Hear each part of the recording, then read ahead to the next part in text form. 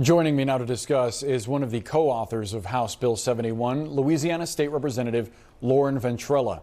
State Representative, thank you so much for being with us to share your perspective.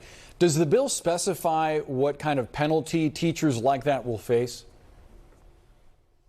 There's not any penalty under the law. It's just a requirement that the classrooms should post what we know and believe is the moral fabric, the moral fiber of our country that should be on public display, that the school children should have the opportunity to read and be exposed to.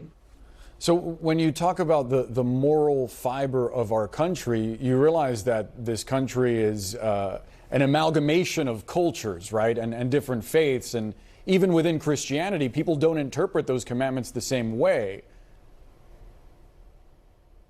Well, what's important about this bill and what's important to remember about this country is that whether we like it or not, Moses is in the Supreme Court of the United States. The 10 Commandments are in the Supreme Court of the United States. Moses is on the law in Congress. This is part and ingrained in our nation. This is a historical document that's important in Louisiana because in Louisiana, we believe in faith, family, and freedom, and that is why I voted in favor of this bill.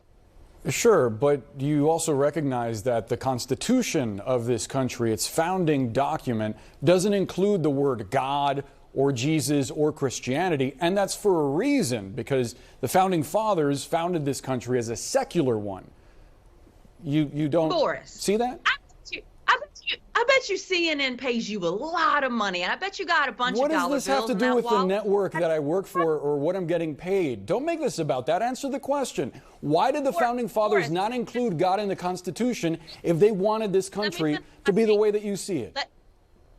Let me finish my statement. And answer the question and don't make this about me.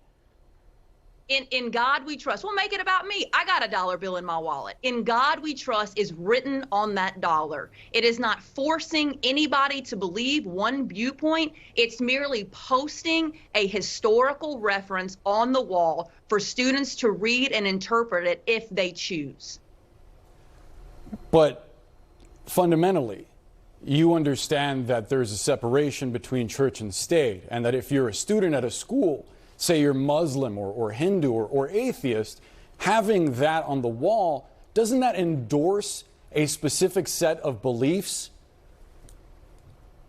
Absolutely not. It is a historical document. Again, but there are historical documents. There are historical documents that actually this law authorizes to be displayed in classrooms, like the Mayflower Compact, the Declaration of Independence, and others.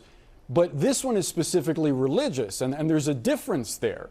I mean, that seems pretty clear that there's a difference between a random historical document and one that endorses a very specific view of a very specific denomination within a religion.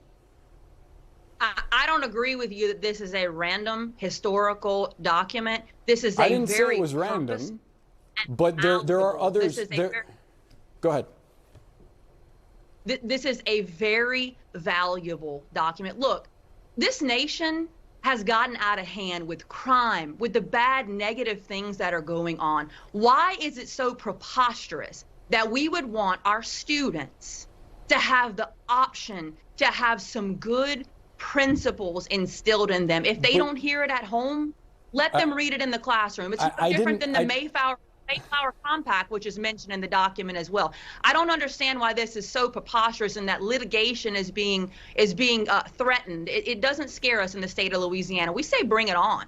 Because if someone has a home in which they choose to believe something different, which is welcome in this country, it's literally why people fled to come here to found this country to begin with, then they should be allowed to. And it's not really an option if you're requiring it to be put up in the wall of the classroom. What do you say to the parents of students or even teachers who don't share your religious views? Don't look at it. What would you say if your child had to go to a classroom in which the 5 pillars of Islam were required to be on the wall? How would you feel?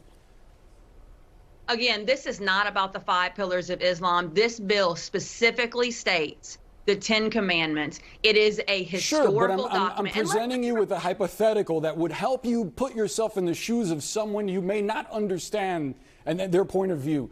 How would you feel if you walked into a classroom and something you didn't believe in was required to be on the wall? You can answer that question. I appreciate you, Boris. I cannot sit here and gather and fathom what you could give me 1,000 hypotheticals. But again, this specific bill applies to this specific text. The Quran or Islam, that is a very broad statement. We're specifically talking about a limited text on, mind you, a piece of paper that's not much bigger than a legal sheet of paper. Some kids might even need a magnifying glass to read all of this. This is not so preposterous that we're somehow sanctioning and forcing religion down people's throat. I've heard the comments, and it's just ridiculous. I mean, a requirement is a requirement, right? Your law mandates a specific version of the commandments be posted. Here is one of them. I want to share it with our viewers. It says, quote, "Thou shalt not covet thy neighbor's wife, nor his manservant, nor his maidservant, nor his cattle, nor anything that is thy neighbor's." I'm wondering why this specific version of the commandments was selected. So the reason why for that is because it is the most historical reference. It is one of the original translations into the English language, and to preserve the actual history of the document, the drafters of the legislation felt that it was very important to maintain that historical context and that language that portrays it in the best historical light possible.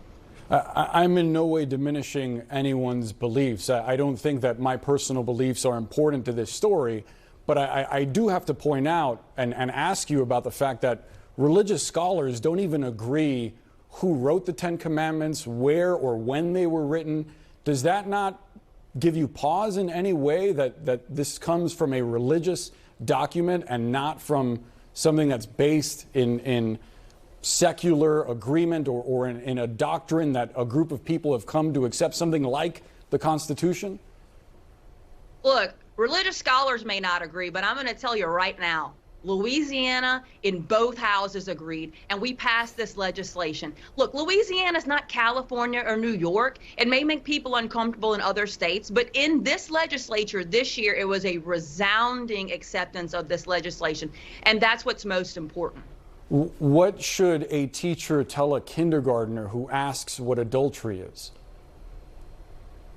Well, the teacher should be able to have an appropriate response, which is to tell them, look, guys, this is a historical document that's posted on the wall to remind everyone of good morals, good principles. Thou shalt not kill. Thou shalt not lie. These are important things. I think that in the state of Louisiana, we have echoed a strong voice that we believe that faith is a very important part of history and the founding of this nation.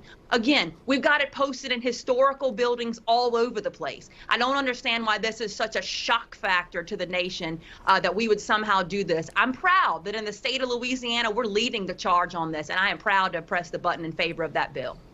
I guess the argument is that you could teach morals without getting into religion. I have one last question. State Representative, will you come back when this gets taken up at the Supreme Court?